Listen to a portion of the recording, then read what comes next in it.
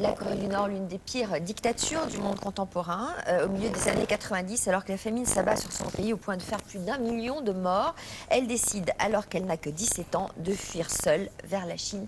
Il lui faudra 8 ans pour retrouver les siens, avec une histoire incroyable, digne d'un scénario de film. Effectivement, et avant de la recevoir, je voulais juste vous rappeler un petit peu comment ça se passait du côté de la Corée, parce que la Corée, depuis 1953, est un pays qui est partitionné en deux parties. Il y a la Corée du Nord et il y a la Corée du Sud. C'est suite à une guerre sanglante qui a duré 3 ans, 1950-1953. En Corée du Nord, c'est un pays où règne une dictature totalement héréditaire et ubuesque. Hein, et il y a 22 millions de personnes en Corée du Nord qui vivent dans des conditions d'isolement extrême et de pauvreté extrême. La Corée du Sud, pendant ce temps, s'est hissée au 12e rang de l'économie mondiale. Yeon Se-lee, elle est née en Corée du Nord. Elle est née en 1980. Elle n'a pas eu une enfance ultra violente, elle a eu une enfance assez correcte. Pour nous, ça serait terrible, mais pour les Nord-Coréens, ça se tient. Père militaire, plutôt intègre, très intelligent, une mère très entreprenante, puisque comme toujours dans ces pays-là, il y a des gens qui arrivent à faire du marché noir pour s'en sortir, sinon on crève la faim. Par contre, elle a connu la famine qui, comme vous le disiez, a fait plus d'1 million de morts. Avant de la recevoir, pour que vous puissiez vraiment comprendre ce que c'est que ce pays, on a eu la chance de pouvoir acheter à Envoyé spécial un reportage extraordinaire, exceptionnel qu'ils ont fait. Et dans ce reportage, notamment, on voit une famille de Nord-Coréens, un père, une mère et leur petit garçon qui accueillent la journaliste d'Envoyé spécial dans leur appartement pour leur montrer leur appartement. Évidemment, ils ne peuvent pas dire ce qu'ils veulent, ils sont ultra surveillés, mais regardez, c'est extrêmement édifiant. Nous avons emménagé dans ce nouvel appartement le 12 juillet 2012.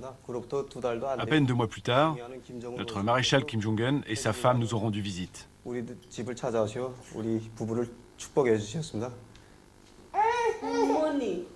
Une famille modèle. Mais comme tout le monde ici, sa vie est écrite par le régime. Ici, c'est la chambre de notre petit chéri. Ici, c'est son lit. Ça, ce sont des cadeaux qui ont été offerts par le maréchal à notre fils. C'est à qui cet uniforme? C'est celui de notre fils. Vous voulez qu'il devienne général, qu'il travaille dans l'armée? Dans notre pays, nous appliquons la politique de Sangun. Priorité à l'armée. Donc, quand il sera grand, j'espère que notre fils pourra être une arme au service de notre maréchal Kim Jong-un. C'est pour cela que nous lui avons fait faire cet uniforme. Comme si leur enfant appartenait aux dirigeants avant d'être leur fils. Cela ne choque personne en Corée du Nord, où le culte de la personnalité domine les programmes de la télévision d'État, la seule à laquelle la population a accès. Dans la cuisine, Moon Kang-soon prépare le dîner. L'eau courante ne fonctionne que rarement. Elle doit puiser dans sa réserve. La nourriture qu'elle prépare, c'est le parti qui la lui a fournie. On nous distribue du riz et d'autres produits alimentaires de base. Mais comme la quantité de légumes qu'on nous fournit chaque saison n'est pas suffisante, on va de temps en temps au marché pour en acheter. L'alimentation, un sujet sensible. D'après les Nations Unies, 80% des foyers ne mangent pas à leur faim. Au milieu des années 90, la situation était encore plus difficile. C'était la grande famine. Elle aurait fait au moins 600 000 morts. Comment s'est passée pour vous la grande famine? Comment avez-vous surmonté cette épreuve? Comment dire? Son embarras est évident, mais Moon Kang-soon va vite se ressaisir. Nous savions que tant que nous avions la direction de notre général Kim Jong-il, nous surmonterions tous les obstacles. Même avec une soupe de riz, nous n'avions pas faim. L'œil de Pyongyang n'est jamais loin. L'entretien a été suivi discrètement par cette femme, la responsable du parti dans l'immeuble, des surveillants présents dans tous les bâtiments du pays. Voilà, des images du quotidien dans l'une des pires dictatures du monde. Yeon Se-lee est avec nous ce matin. Merci d'être là. Ces images doivent vous rappeler des souvenirs. Vous publiez La fille aux 7 noms aux éditions Stock. Quelle image vous gardez-vous de votre enfance? En Corée du Nord, donc.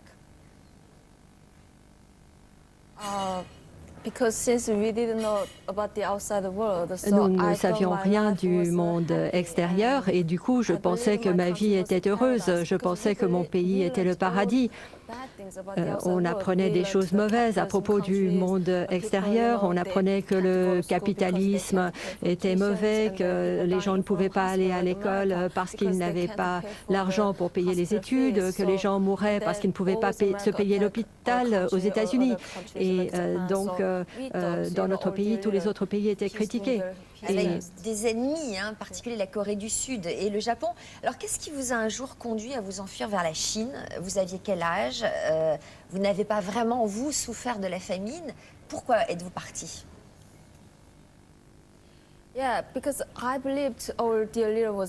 Je pensais que notre dirigeant était Dieu et je ne pensais même pas qu'il allait aux toilettes.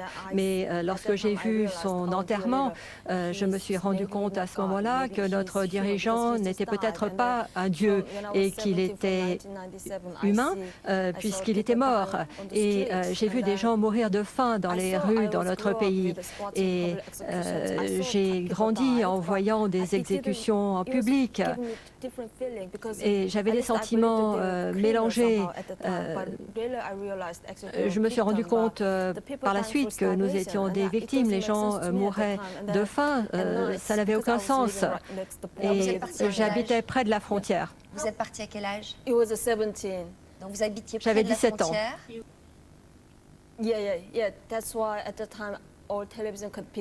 Oui, et c'est la raison pour laquelle notre télévision pouvait capter les chaînes chinoises près de la frontière. Et donc j'ai eu une image différente de mon pays et cela m'a fait penser que peut-être que mon pays n'était pas le meilleur au monde et c'est la raison pour laquelle j'ai traversé les frontières. Donc vous êtes traversé la frontière, vous êtes arrivé en Chine. Quelle a été votre vie en Chine?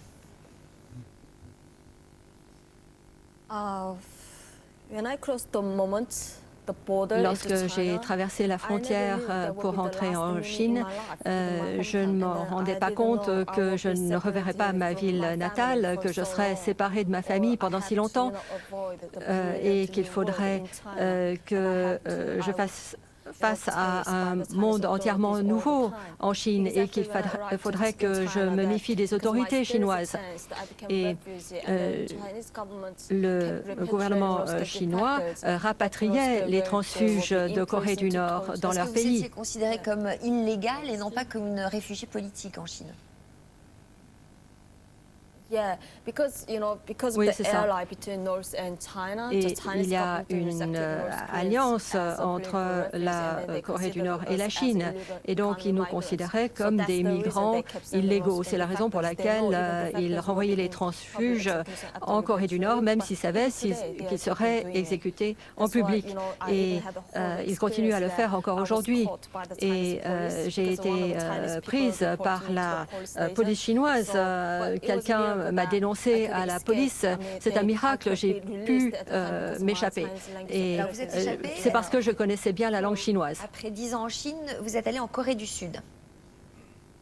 Elle est allée en Corée du Sud, effectivement. Et en Corée du Sud, à la fois, c'était merveilleux parce qu'elle retrouvait la Corée, l'ancienne Corée unie.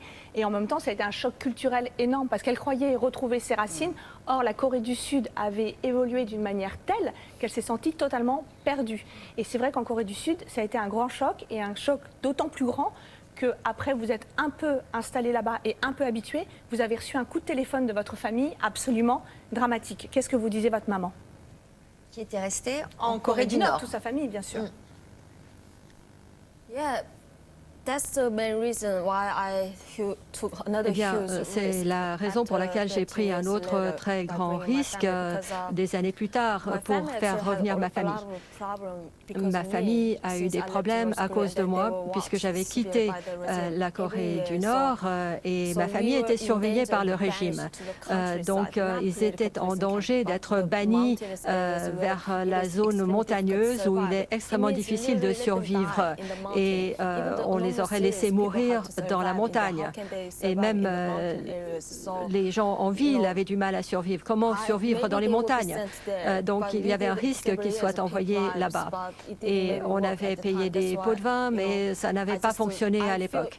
Et donc j'ai eu le sentiment qu'il fallait que je prenne le risque de les faire venir. Une autre chose, c'était que je voulais leur montrer ce nouveau monde, ce monde libre qu'ils n'avaient jamais vu, dont ils n'avaient pas conscience. Et j'ai considéré que c'était mon devoir. Je ne savais pas que ce serait si difficile.